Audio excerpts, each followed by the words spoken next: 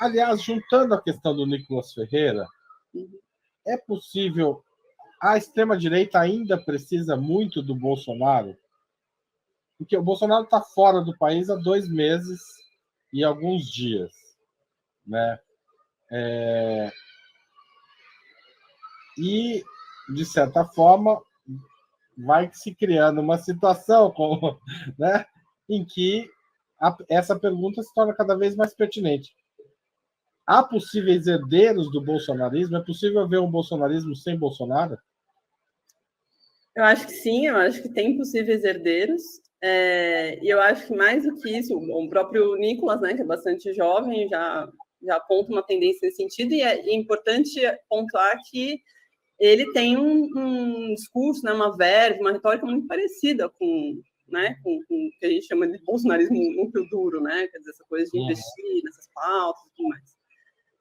Agora, o que me chama atenção, por exemplo, hoje, é a Michelle Bolsonaro, né? Como uma possível herdeira. Aí sim, porque o Nicolas é bastante jovem ainda, né? Mas a Michelle é uma figura que pode ser trabalhada, né, nos próximos anos, até pensando, por exemplo, né, muita gente já aposta que o Bolsonaro deve ficar inelegível, né, nos próximos 8 anos. Então, quer dizer, é um tempo suficiente para também ir trabalhando a figura da Michelle, ao mesmo tempo irem surgindo essas outras lideranças e mantendo viva, né, enfim, o bolsonarismo de alguma forma. É claro que o bolsonarismo ele vai passar por transformações, então, por exemplo, a própria Michelle já é diferente do Bolsonaro, se porta diferente, né? A comunicação é diferente, isso eu quero dizer, né? As pautas são as mesmas, mas a comunicação é diferente, isso é assim, uma coisa que muda o jogo. Por quê? Porque a Michelle, por exemplo, ela não é agressiva, né? Ela não tem um discurso beligerante, ela né, ao mesmo tempo, por exemplo, ela consegue se dirigir ao público cristão, né, e ser percebida como uma pessoa autêntica fazendo isso, e ao mesmo tempo ela consegue, por exemplo, né, ela se apropriou de vamos dizer, um discurso, né, feminista, mas a partir de um campo antifeminista, né?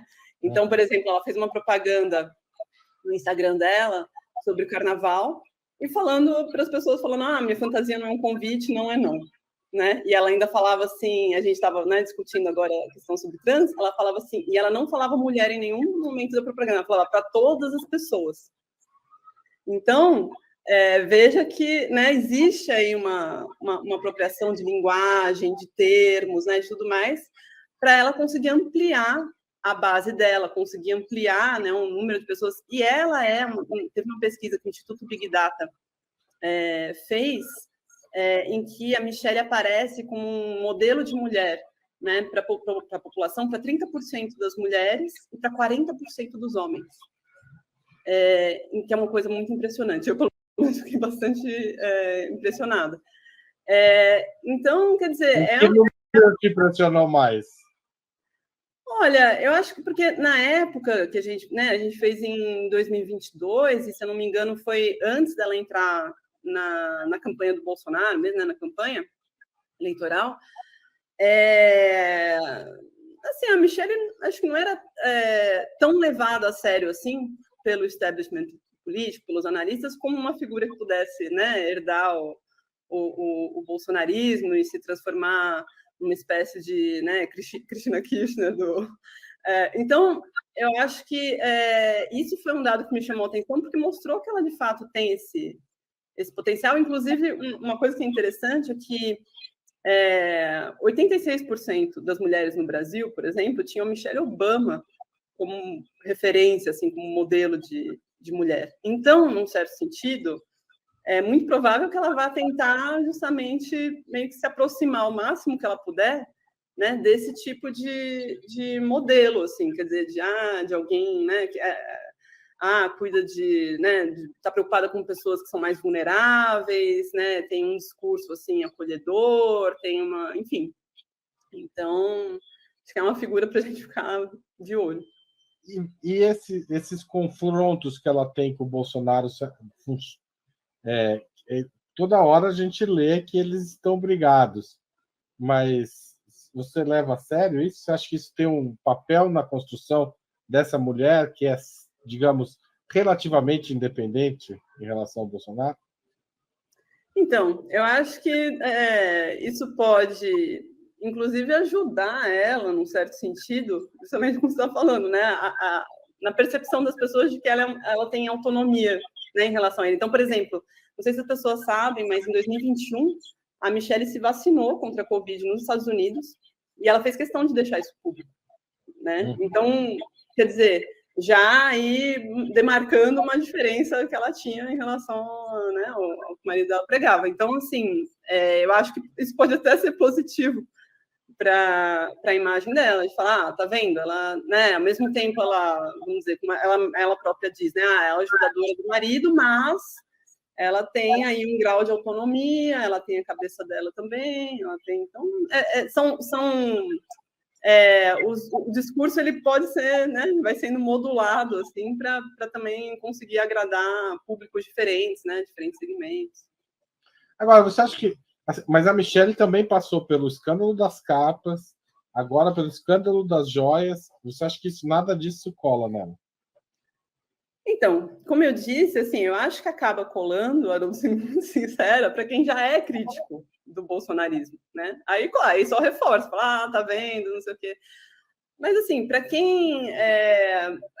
os eleitores que a gente chama, né, de nem, quer dizer, nem Bolsonaro, nem Lula, né, nem PT. E, principalmente, para os eleitores do Bolsonaro, talvez seja muito menos importante, o impacto disso seja muito, muito menor. Porque as pessoas tendem a ver... Primeiro que tendem a ver com uma coisa menor. Assim, é imoral? Sim. Mas, assim, as pessoas sempre que eu vou conversar com as pessoas sempre comparam, né? Então, falam, é uma coisa menor porque, nossa, o Petrolão foram não sei quantos milhões, porque o Mensalão não sei o quê, porque os grandes escândalos de corrupção são todos do PT, né? Então, que é a mesma coisa da rachadinha, que é a mesma coisa, sabe? Então, tanto que é isso, né? Rachadinha. Parece uma coisa pequenininha, né? Que tem menor importância. Então, tem a ver também como essas coisas são comunicadas. Até isso, né? São joias, parece quase um escândalo, assim, meio de socialites, não? Uma coisa assim, meio que... Sabe, o que eu quero dizer é que, assim... Essa joia era do Brasil mesmo? Por que estão reclamando?